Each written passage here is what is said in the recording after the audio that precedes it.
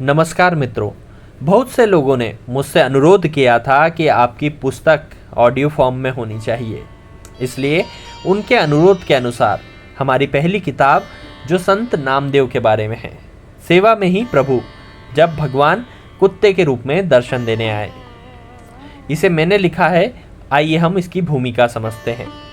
भक्ति केवल मंदिरों की दीवारों तक सीमित नहीं होती। यह एक दृष्टि है, एक अनुभव है, जिसमें हर प्राणी, हर क्षण, हर क्रिया में ईश्वर के दर्शन करता है। भारतीय संत परंपरा में ऐसे अनगिनत उदाहरण मिलते हैं जहां भक्तों ने ईश्वर को मूर्तियों में नहीं बल्कि प्राणी मात्र की सेवा में पाया। उन्हीं में से एक नाम है संत नामदेव का। इस पुस्तक का उद्देश्य केवल उनकी एक कथा को दोहराना नहीं बल्कि उस भाव को जागृत करना है जो इस कथा के पीछे छुपा है। वह क्षण जब एक भूखा कुत्ता नामदेव की रोटी उठाकर भागता है और संत पीछे से कहते हैं, रुको प्रभु, कम से कम उस पर मक्खन तो लगा ले जाते। यह कोई प्रतीकात्मक संवाद नहीं, वह साक्षात परम भक्ति का शिखर है। यह कहानी हमें सिखाती है कि सेवा ही सर्वोच्च साधना है। जब कोई एक संत एक भूखे प्राणी में भी अपने इष्ट देव के दर्शन करता है, तब वह भक्ति का नया आयाम, नया अर्थ करता है। आज के युग में जब धर्म अक्सर बाहरी प्रदर्शन तक सीमित हो गया है, तब संत नामदेव की यह दृष्टि और अधिक प्रासंगिक हो जाती है। यह पुस्तक उस दृष्टि का संवाहक है जो भक्ति को पूजा से आगे ले जाकर सेवा और करुणा के रूप में परिभाषित करती है। यह केवल कथा नहीं बल्कि आत्मा को स्पर्श करने वाला अनुभव है। पढ़ते समय यह स्मरण रहे, शायद कभी कुत्ते के रूप में आए भगवान हमारे दरवाजे पर आज भी भूखे खड़े हो, क्या हम उन्हें पहचान पाएंगे? विषय सूची। पहला अध्याय नामदेव के जीवन परिचय के बारे में है। दूसरा अध्याय हम भगवान जब कुत्ते के रूप में दर्शन देने आए थे उसके बारे में है। तीसरा, सेवा ही सच्ची पूजा है। चौथा, संतों की दृष्टि में भक्ति का मर्म। पांचवा, संत नामदेव की रचनाओं में सेवा भाव। छठवां, आज के युग में नामदेव की प्रासंगिकता। और अंतिम है परिशिष्ट, जिसमें संत नामदेव के प्रमुख अभंग लिखे गए हैं। फिर शब्दार्थ और संदर्भ की सूची। आइए शुरू करते हैं अध्याय नंबर 1। अध्याय 1, नामदेव की जीवन परिचय। संत नामदेव भारत के भक्ति आंदोलन के उन महान स्तंभों में से एक थे जिन्होंने सेवा और सरल भक्ति के माध्यम से ईश्वर को प्राप्त करने का रास्ता दिखाया। उनका जन्म लगभग 1270 ईस्वी में महाराष्ट्र के नरसी बामनी, हिंगोली जिला में हुआ था। वे चिंबा भट्ट और गोणाई माता के पुत्र थे। परिवार पेशे से दर्जी अर्थात सिंपी जाति का था, परंतु नामदेव का हृदय बचपन से ही भक्ति की ओर झुका हुआ था। नामदेव को अपने जीवन का आध्यात्मिक आधार मिला भगवान विठोबा अर्थात विट्ठल की उपासना से। विठोबा को वो सखा, माता, पिता और ईश्वर सब कुछ मानते थे। उनका ज्यादातर जीवन पंढरपुर में विठोबा की सेवा और भजन कीर्तन में बीता। वे केवल भक्ति नहीं बल्कि एक समाज सुधारक भी थे। उन्होंने जात पात, ऊंच नीच को नकारा और कहा, जिसके हृदय में भक्ति है वही सच्चा ब्राह्मण है। नामदेव के भजन इतने प्रभावशाली थे कि वे मराठी, हिंदी और पंजाबी भाषाओं में गाए गए। उनमें से कुछ भजन सिखों के पवित्र ग्रंथ गुरु ग्रंथ साहिब में भी शामिल है, जो उनकी भक्ति की सार्वभौमिकता का प्रमाण है। उनकी भक्ति में दिखावा नहीं था, बस एक सरल प्रेम और संपूर्ण समर्पण। संत नामदेव मानते थे, ईश्वर ना तो ऊंचाई पर है ना वह नीचे है, वह तो हर जीव में है। उसकी सेवा उसकी पूजा है। इस अध्याय के माध्यम से हम समझ सकते हैं कि कैसे नामदेव का जीवन ना केवल भक्ति काल का एक अध्याय है बल्कि आज के युग में करुणा, सेवा और सरल भक्ति का आदर्श बना हुआ है। अध्याय 2, जब भगवान कुत्ते के रूप में आए। संत नामदेव का जीवन भजन और भक्ति से भरा हुआ था। वे प्रतिदिन प्रभु विठोबा का स्मरण करते, भजन गाते और उन्हें अपने हाथों से बनी रोटियों को अर्पित करते। उनके लिए रोटी बनाना भी एक भक्ति की प्रक्रिया थी। उसमें श्रद्धा थी, प्रेम था, ईश्वर के प्रति समर्पण था। एक बार वह जंगल में बैठे भजन कर रहे थे, विट्ठल विट्ठल विट्ठल। तभी पास में उन्होंने कुछ रोटियां बनाई और रख दी, जिन्हें वे विठोबा को भोग लगाने वाले थे। तभी एक भूखा मरा मरा सा कुत्ता वहां पर आया और उस कुत्ते ने उन रोटियों को सूंघा और एक रोटी मुंह में उठाकर वहां से भागने लगा। जो सामान्य लोग होते हैं शायद कुत्ते को गाली देते, मारते, लेकिन संत नामदेव ने और कुछ ही किया। वे रोटी लेकर भागते हुए उस कुत्ते के पीछे दौड़े, उस पर गुस्से में नहीं, प्रेम में। और जो शब्द उन्होंने कहे वे भक्ति के इतिहास में अमर हो गए। उन्होंने कहा, ठहरो प्रभु, कम से कम उस पर मक्खन तो लगवा लेते। यह वाक्य कोई सामान्य भावना नहीं थी, यह उस दृष्टि का प्रमाण था जिसमें संत ने भूखे कुत्ते में भी अपने इष्ट विठोबा को देखा। उनके लिए कुत्ता केवल पशु नहीं बल्कि प्रभु का एक रूप बन गया। यह वह क्षण था जब भक्ति अपने शिखर पर थी, जहां सेवा, करुणा और दर्शन एक हो गए। इस घटना ने यह सिखाया कि ईश्वर की उपस्थिति केवल मंदिरों तक सीमित नहीं होती। हर भूखे पेट, हर व्याकुल नेत्र में वही प्रभु छिपा है। जो सेवा करता है वही सच्चा भक्त है। संत नामदेव की यह लीला आज भी हमारे अंतर्मन को झकझोर देती है। क्या हम भी किसी भूखे प्राणी को देखकर उसमें प्रभु को पहचानते हैं, या बस हम उनकी पूजा करते हैं जिन्हें हमने तस्वीरों और मूर्तियों में सीमित कर दिया। अध्याय 3, सेवा ही सच्ची पूजा है। जब संत नामदेव ने भूखे कुत्ते में विठोबा के दर्शन किए तो उन्होंने केवल करुणा नहीं दिखाई, उन्होंने भक्ति की परिभाषा को ही बदल दिया। यह कोई साधारण घटना नहीं थी, यह एक धार्मिक क्रांति थी जिसमें मंदिर में दीपक से ज्यादा का मूल्य एक भूखे प्राणी के लिए रोटी देने को दिया गया। भक्ति का अर्थात आज अक्सर समझा जाता है पूजा करना, मंत्र जपना, आरती गाना, उपवास करना, लेकिन संत नामदेव ने यह बताया कि जब तक सेवा नहीं होती पूरी, जब तक भक्ति है अधूरी। उनकी दृष्टि में सच्ची पूजा वह नहीं जो केवल शब्दों और क्रियाओं में हो, बल्कि वह है जो हृदय से निकले और किसी की पीड़ा को हर ले। संत नामदेव का संदेश, अगर कोई भूखा है तो उसे रोटी देना ही भगवान को भोग चढ़ाने जैसा है। अगर कोई पशु प्यासा है तो उसे पानी देना ही गंगा स्नान करने के बराबर है। अगर कोई दुखी है तो उसे सांत्वना देना ही सबसे सर्वश्रेष्ठ मंत्र है। उनकी भक्ति निर्गुण सगुण के द्वंद्व से परे थी। उनके लिए हर जीव में भगवान ही प्रकट थे। वे कहते थे, सेवा से बढ़कर कोई साधन नहीं और करुणा से बढ़कर कोई तीर्थ नहीं। आज भी हम यदि देखें तो समाज में अनेक मंदिर हैं, परंतु भूखे पेट अब भी भटकते होते हैं। क्या हमारी पूजा तब तक पूर्ण हो सकती है जब तक किसी प्राणी की भूख शांत ना हो? इस अध्याय से क्या सीखें? भक्ति का सबसे ऊंचा स्वरूप है निस्वार्थ सेवा। जो संत सेवा करता है वही सच्चा साधक है। नामदेव जैसे संतों ने हमें सिखाया कि ईश्वर को पाना है तो सबसे पहले जीवों में उनकी छवि को देखें। यह बात बड़ी महत्वपूर्ण है। अध्याय 4, संतों की दृष्टि में भक्ति का मर्म। भारतीय संत परंपरा विविधता से भरी हुई, परंतु एक बात सभी में समान है, ईश्वर को प्राप्त करने का मार्ग प्रेम और सेवा है, ना कि केवल कर्मकांड। संत नामदेव इसी परंपरा के महान स्तंभ है, लेकिन वे अकेले नहीं थे। उनके साथ कई संतों ने भक्ति को साधना का सर्वोच्च मार्ग बताया, सेवा को साधना का सर्वोच्च मार्ग बताया, वह भी सहज, सरल और समाज हितैषी। संत कबीर की भक्ति। कबीरदास जी ने भक्ति को ना मंदिरों में ढूंढा ना किताबों में। उन्होंने कहा, पोथी पोथी पढ़ जुआ, पंडित भया न कोय।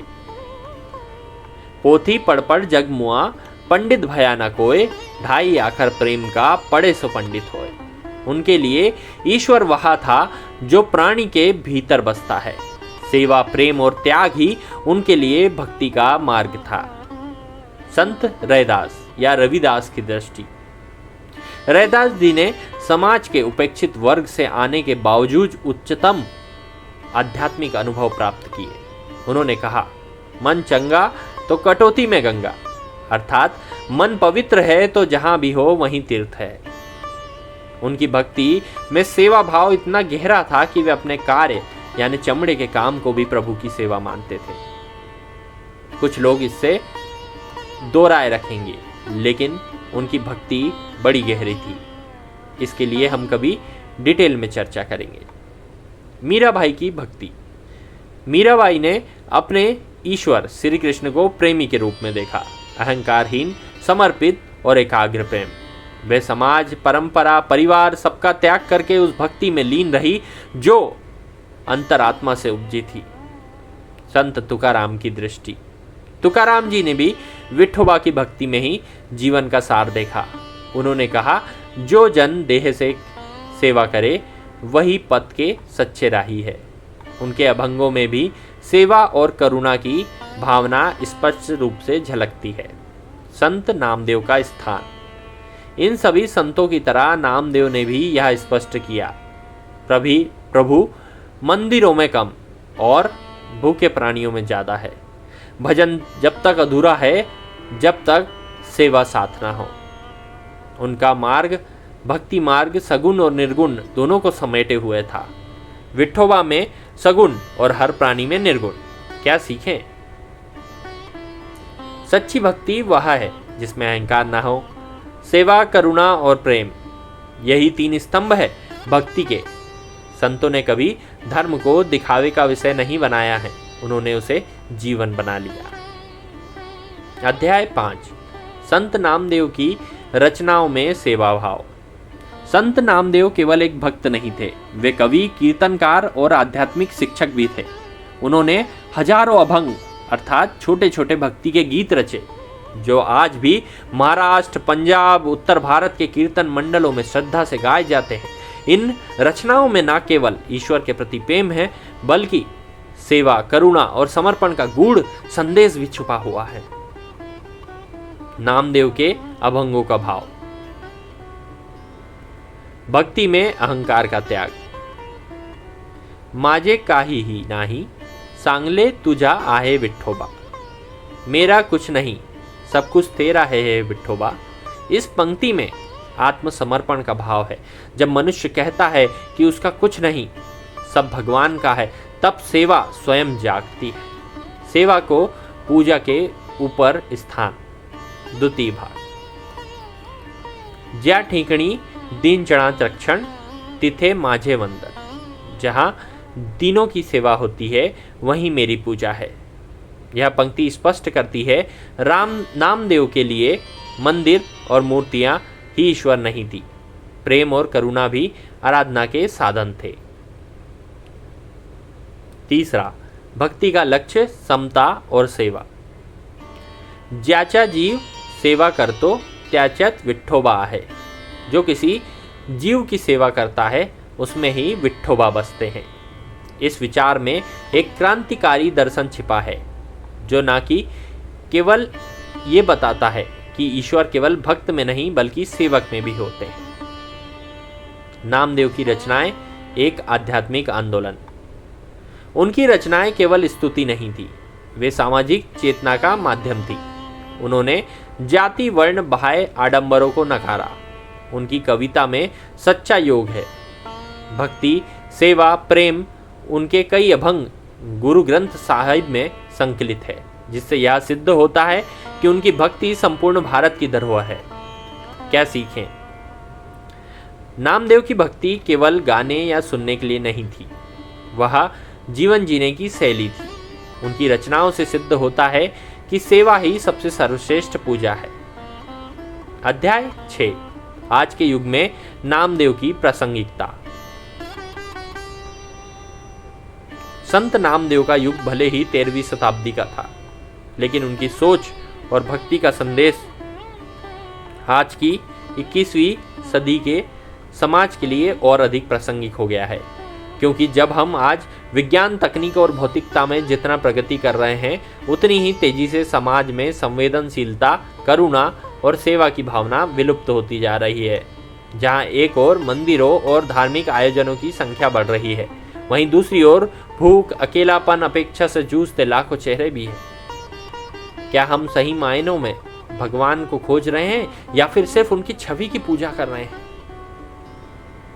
नामदेव का संदेश आज के लिए क्यों जरूरी है? पहला, क्योंकि वे हमें सिखाते हैं भगवान हर प्राणी में है, केवल मूर्तियों में नहीं।